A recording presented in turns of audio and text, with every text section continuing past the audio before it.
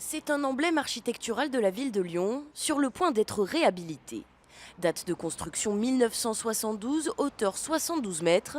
Bienvenue dans la tour Guyot-Bourdex, dont les perspectives ont séduit deux promoteurs immobiliers. Un chantier très ambitieux qui veut allier transition environnementale et justice sociale.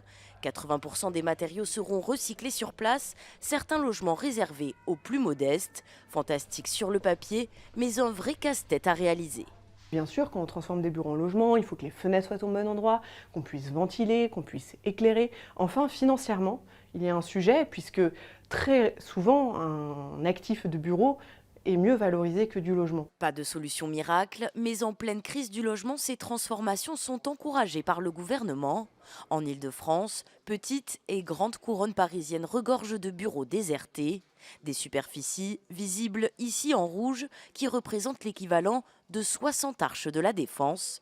Le département est aujourd'hui en tête du podium des conversions, exemple avec cette ancienne CAF devenue résidence. Il faut se dire qu'il y a encore moins de 10 ans, travaillaient sur ces plateaux des gens des services publics.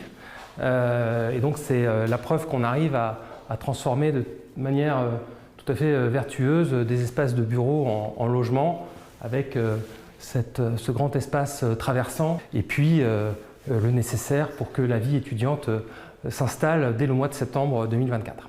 Aujourd'hui, l'architecture réversible, concevant des ouvrages neufs pouvant changer de destination, est sur le devant de la scène. Le village olympique des athlètes, par exemple, deviendra un tout nouveau quartier de la Seine-Saint-Denis.